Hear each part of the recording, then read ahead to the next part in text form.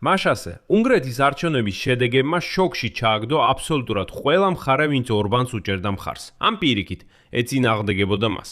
ვიქტორ ორბანის პარტია ფიდესი, რომელიც ხელისუფლებაში 16 წლის განმავლობაში იყო, უნგრეთის საპარლამენტო არჩევნებში დამანგრევლად დამარცხდა.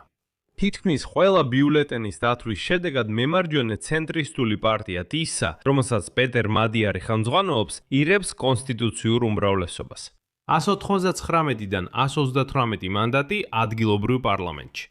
აქ ბევრმა ბრიუსელში და კიევში ამოისუნთქა შვებით, რადგან ელოდნენ, რომ პეტერ მადიარი მაქსიმალურად პროევროპული და პროუკრაინული იქნებოდა. ვინაიდან ორბანი ღიად პრორუსული პოლიტიკოსი იყო, ხოლო ოპოზიციის ლიდერი მადიარი თითქოს პროევროპული ლიდერია, მაგრამ აღმოჩნდა, რომ დასკვნების გამოტანა ჯერ ადრე.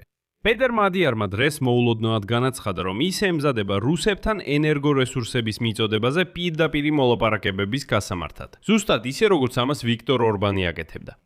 და ასეთი განცხადება კრემლში მაშინვე მიესალმნენ, განაცხადეს, რომ დიალოგისთვის მზად არიან. და საერთოდ პეტერ მადიარმა განაცხადა, რომ ის არა პროუკრაინული, არამედ პროუნგრული პოლიტიკოსია. ამიტომ ესეც უნდა გავითვალისწინოთ. და ასეთ სიტუაცია ბევრს ძალიან დააძაბა, რადგან მადიარი თავის პოზიციებზე ევროკავშირსა და უკრაინასთან დაკავშირებით ბევრს არ ლაპარაკობდა. ამიტომ მოდით ახლა ერთად გავერკვეთ ამ სიტუაციაში და დეტალურად განვიხილოთ, ვინ არის პეტერ მადიარი და რას უნდა ველოდოთ მისგან. ჩემი სახელი ალექსეი პეჩი, მოდით ერთად განვიხილოთ ეს თემა, მაგრამ სანამ ამ გამოშვებას დავიწყებთ, გთხოვთ გამოიწეროთ არხი და ალაიქოთ ეს გამოშვება და დაწეროთ ნებისმიერი კომენტარი ამ ვიდეოს ქვეშ. და ასევე გამოიწერეთ ჩემი Telegram არხი, Pechi News-ი. ბული მასზე მოცემულია ამ ვიდეოს აღწერაში. მოკლედ, უნგრელმა ამომრჩევლებმა დაამხეს პრემიერ-მინისტრი ვიქტორ ორბანი. ორბანს, რომელმაც 16 წელი გაატარა ხელისუფლებაში, გამანადგურებელი დარტყმა მიაყენეს დასავლური სამყაროს ერთ-ერთ ყველაზე ფესვკადმულ პოპულისტ ლიდერად ყოფნისას. პოლიტიკური შოკი უნგრეთში, სადაც აშშ-ის ვიცე-პრეზიდენტი ჯეი დივენსი გაგზავნეს ორბანის მხარდასაჭერად საარჩევნო კამპანიის ბოლო დღეებში. შორს მიმავალ შედეგებს მოიტანს არა მხოლოდ ბუდაპეშტისთვის, არამედ მის ფარგლებს გარეთაც. პეტერ მადიარი, 45 წლის ყოფილი ახლო მოკავშირე ფიდესის პარტიიდან. პეტერ მადიარმა, რომელმაც 2 წლის წინ გათქვიდა ურთიერთობა ვიქტორ ორბანთან და ახალი პარტია TISA პოლიტიკურ მანქანად აქცია, კვირა საღამოს თავისი გამარჯვება გამოაცხადა. წინასწარი შედეგების მიხედვით, რომლებიც დამაჯერებელ გამარჯვებაზე მიუთითებს, ორბანმა მიულოცა უნგრეთის ოპოზიციონერებს და დაიფიცა, რომ მიუხედავად მტკივნეული მარცხისა, კვლავაც ემსახურება უნგრეთს. და აიხმების 99%-ის დათვლის შემდეგ, უნგრეთის პარტია TISA-მ 199 მანდატიდან 138 მოიპოვა. პარლამენტში, რაც ხმების 2/3-ზე მეტს წარმოადგენს.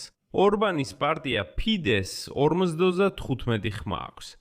ეს ნიშნავს, რომ პარტია TISA-ს მარტო შეუძლია არა მხოლოდ კანონების მიღება, არამედ ქვეყნის კონსტიტუციაში ცვლილებების შეტანაც, რათა დაასრულოს ვიქტორ ორბანის მემკვიდრეობა.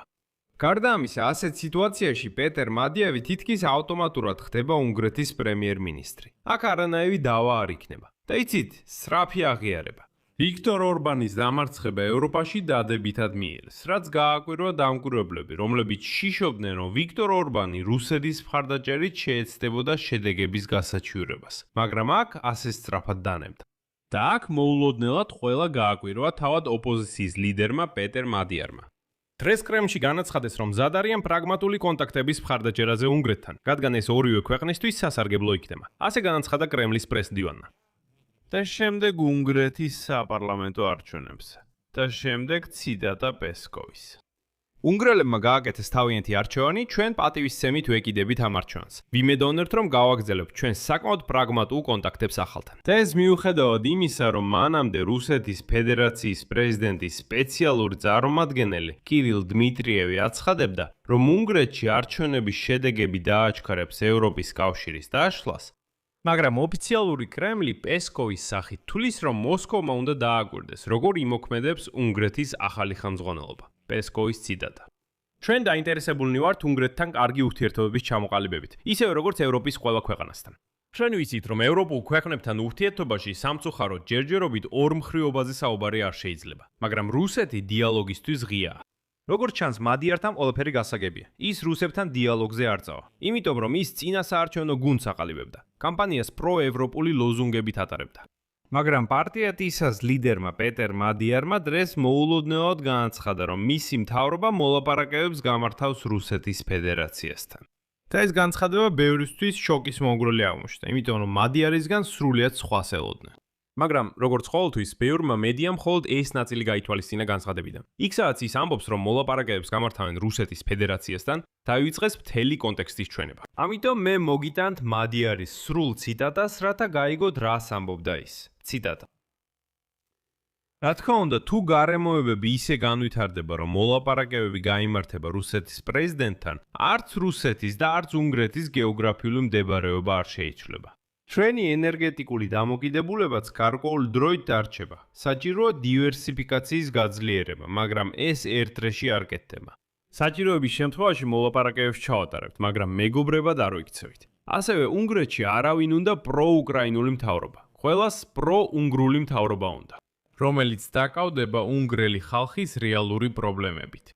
ამიტომ თუ ამ სიტუაციას უნგრელების თვალით შევხედავთ, ამ განცხადებაში არაფერია საშიში. თუმცა მადიარის დანარჩენი განცხადებები საკმაოდ ბუნდოვანია. აქ უნდა აღვნიშნოთ, რომ ადრე პეტრ მადიარი არ უარყოფდა რუსეთის აგრესიას და არ ეთანხმებოდა ვიქტორ ორბანის რიტორიკას, თითქოს ეს უცხო ომი იყოს. 2024 წელს მალევე მას შემდეგ, რაც რუსეთმა კიევში ბავშვთა საავადმყოფო ოხმატდეტი რაკეტებით დაბომბა, მან უკრაინის დედაქალაქი მოინახულა. მან თან წამოიღო თავისი პარტიის მიერ შეგროვებული ჰუმანიტარული დახმარება და მასში განაცხადა, ციტატა: რუსეთი აგრესორია, ხოლო უკრაინას აქვს უფლება დაიცვას თავისი ტერიტორია. ამავე დროს მადიარის განცხადებები არასოდეს ყოფილა 100%-ით პროუკრაინული. მაგალითად, ის გამოდიოდა უკრაინის დაჩქარებული გაწევრიანების წინააღმდეგ ევროპის კავშირში, ასევე კიევისათვის იარაღის მიწოდების წინააღმდეგ და მიანიშნა, რომ სურს უკრაინის ევროკავშირში გაწევრიანების საკითხი უნგრეთის რეფერენდუმზე გაიტანოს. ასევე პარტია TISA ევროპარლამენტში უკრაინისთვის ევროკავშირის 90 მილიარდი ევროს კრედიტის მიცემის წინააღმდეგ მისცა ხმა. მიუხედავად იმისა, რომ უნგრეთს არ ჰქონდა ვალდებულება რაიმე ფინანსური წვლილი შეეტანა. ასე რომ, აქ დიპლომატიის რთული გზა იქნება. და გაიხსენეთ კამათი ზელენსკისა და ორბანს შორის მარტში. და მაშინ ცოტამ თუ შეამჩნია, მაგრამ პეტერ მადიარმა მაშინ ევროკავშირის ხელმძღვანელობას მოუწოდა, ციტატა: შეეჩერებინათ ყველა ურთიერთობა უკრაინასთან. ყოველ შემთხვევაში, მანამდე, სანამ პრეზიდენტი ზელენსკი თავის სიტყვებს არ განმარტავს და განცხადებისთვის უნგრეთს ბოდიშს არ მოუხდის, რუსეთთან ურთიერთობების საკითხშიც მადიარი საკმაოდ თავშეკავებული იყო. მან მოსკოვთან კავშირები ორბანის სუსტი წერტილად დაასახლა და მისი მთავრობა ღია, აშკარა ღალატში დაადანაშაულა. მადიარი აკრიტიკებდა ორბანის მთავრობას ენერგეტიკული ბალანსის დივერსიფიკაციის უუნარობის გამო. თუმცა მისი თქმით, ციტატა: ეს არ ნიშნავს, რომ ჩვენ უნდა შევწყვიტოთ რუსული ნავთობის გამოყენება. ეს ნიშნავს, რომ ევროპის კავშირის რესურსები უნდა იქნას გამოყენებული რაციონალურად. ასე რომ ჯობია ჯერ დაველოდოთ და სიტუაციას ზემოდან შევხედოთ. თუმცა დღეს დილიდან უკრაინის საგარეო საქმეთა მინისტრმა ანდრეი სიბიგამ უკვე განაცხადა, რომ კიევი დიალოგისთვის ღიაა და უკვე გადასცა ახალ უნგრეთის მთავრობას სიგნალები კონტაქტების დამყარების შესახებ, კერძოდ ლიდერების დონეზე. უკრაინაში ელიან ევროკავშირის კრედიტის გამბლოკვას 90 მილიარდის ოდენობით. თანამშრომლობა უკრაინის ევროინტეგრაციაში და სხვა მიმართულებებით, მათ შორის ეროვნული უმცირესობელი უმცირესობებისა და სასაზღვრო ინფრასტრუქტურის საკითხებში. ნავთობსადენზე დრუჟბა კიევში ჯერჯერობით არ საუბრობენ, მაგრამ აშკარაა, რომ ამ საკითხზეც გადავლენ. მოდით ვნახოთ, როგორ დამყარდება პირველი დიპლომატიური კონტაქტები უნგრეთის ახალ მთავრობასთან. აქ წევდილებს დავშამ.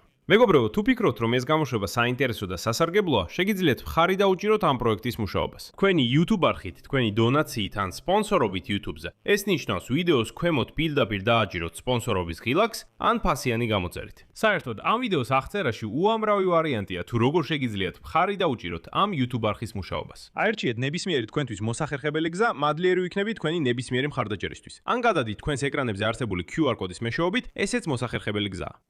გამოიწერეთ Telegram არხი PG News და რა თქმა უნდა არ დაგავიწყდეთ ამ YouTube არხის გამოწერაც. ამით დასრულდა, იზრუნეთ საკუთარ თავზე, ყველას ვშვიდობით.